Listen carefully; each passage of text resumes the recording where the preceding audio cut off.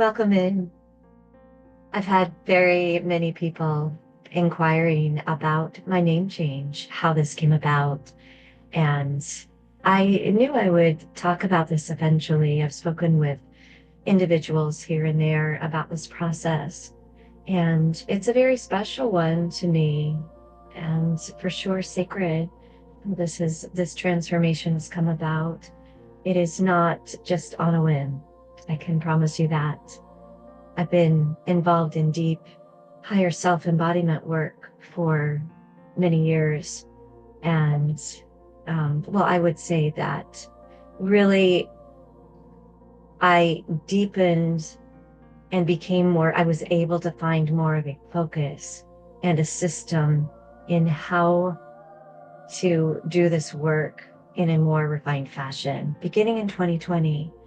And it all started during the lockdowns of, that time in 2020.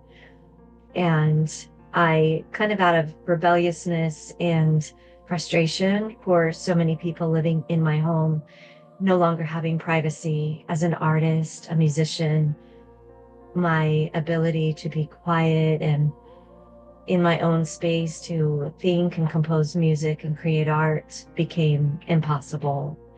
And so I would become very frustrated and just grab my paddleboard. I live on the lake in Seattle, one of the lakes. Hop on my paddleboard and in my anger, and I'll just leave and never come back kind of attitude. I began a daily practice of paddling around to the Portage Bay area of Lake Union.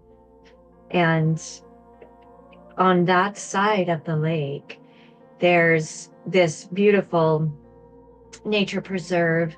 The water juts up against the land, and that has been preserved in a very, very natural fashion. It has not become manicured, and it's really lovely.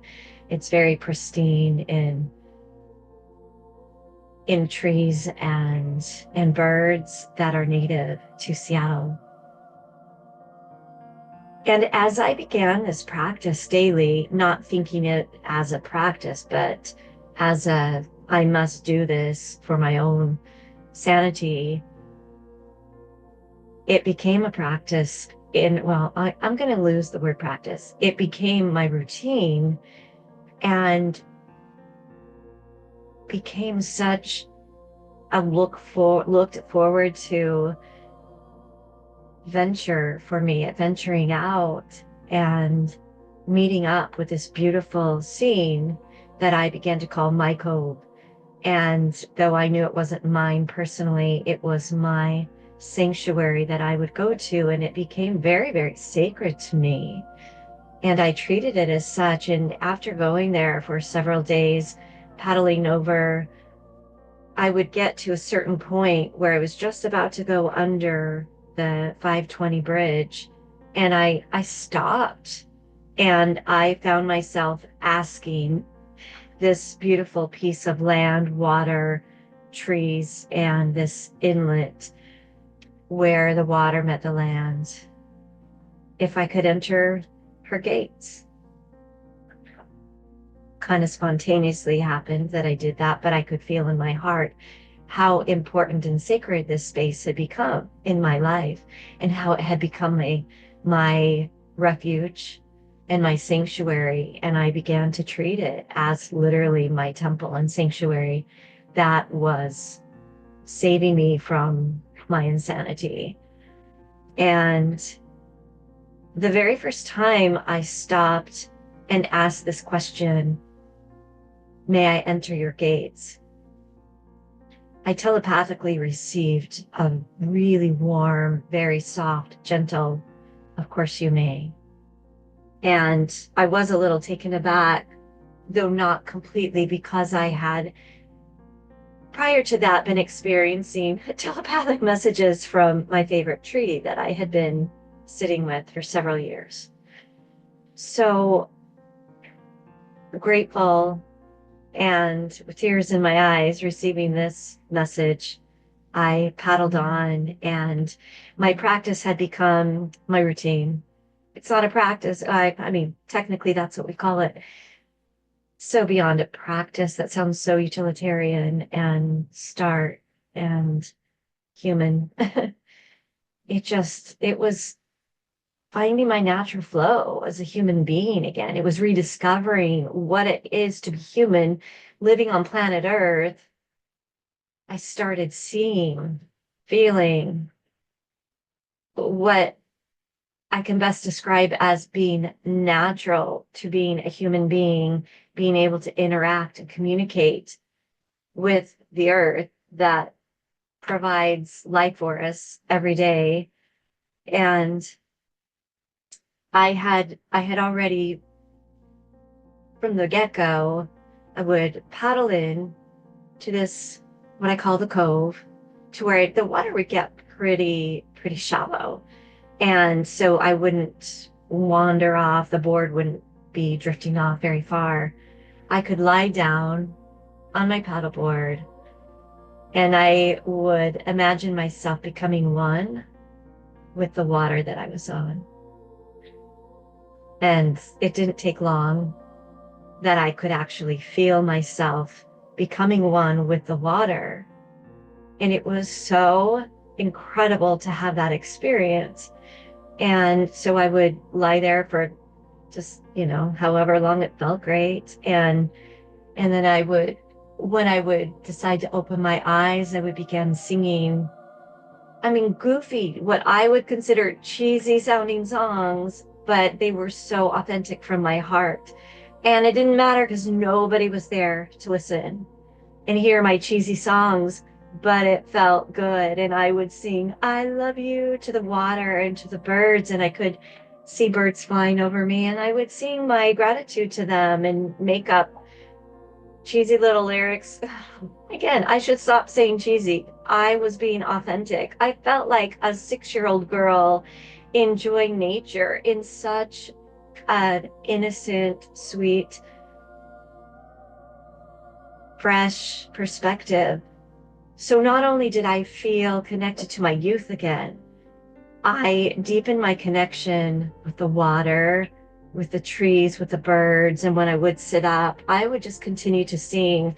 And ducks, there's, plethora of ducks around, otters playing, and turtles, and frequently bald eagles would fly over, and all sorts of birds that I'm not even sure of all of the species, and blue herons. And I would, on the fly, just start singing whatever words would come up from my heart. I love you. I'm so grateful you're here. And as I would continue to sing my love and gratitude to the birds, to the water, to the turtles, to the cattails, anything that my eye would take notice of, everything became more vivid and more animated. And it was amazing because then I would see more birds flying over. I would see more herons nearby. Everything became brighter, more vivid, more active. I would begin to see more falcons. And there were some blackbirds that, not crows, and I don't know what they are. So many things became more and more alive, and I could see how much more animated this scene would become when I was interacting, when I was participating. And it was surprising because I don't remember in this lifetime ever interacting with nature in such a way. When I was a little girl, I lived in the desert and the sagebrush and the sand, or not the sand, but really fine dirt in the foothills of Utah. And I loved that. And there were squirrels aplenty. And I would acknowledge the squirrels and I would laugh and giggle at them as a little kid. And I thought they were wonderful, but I don't remember singing to them. But I did have a very playful attitude toward them, and delighted when I would see them.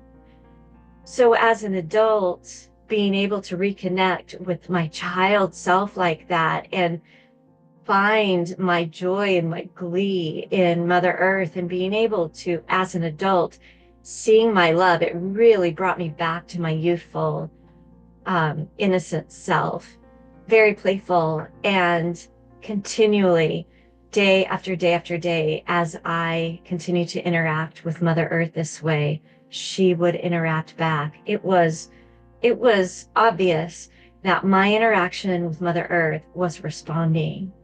And it was at this point in my life that I recognized what was happening. I was integrating in a very authentic, natural way with Mother Earth that we all initially haven't been intended to do. And we've been very cut off as our society, the shoes we wear, cutting us off from feeling all the frequencies that come up from the ground when we walk on the earth in the soil, and the frequencies and the information that comes up through our feet.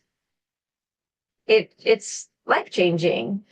And so the simplicity of why I'm here today now, having changed my name, it started with this experience that I began to remember on a soul level how connecting with Mother Earth, with the water, with the natural world was so integral to my human experience. And I started remembering more and more on a soul level. And what happened in my physical body is that I was able to start receiving more and more of my memories and of my soul essence and beingness. I got to this point of continuing this routine interaction, communion is what I love to call it, with Mother Earth, that my physical body, it felt like it was expanding out and like needing water. Give me more water. I need more moisture. I need more nourishment. My physical body started reaching for more and more of my soul beingness and receiving more and more of my soul beingness, which many people refer to as our higher selves. And I recognized what was happening.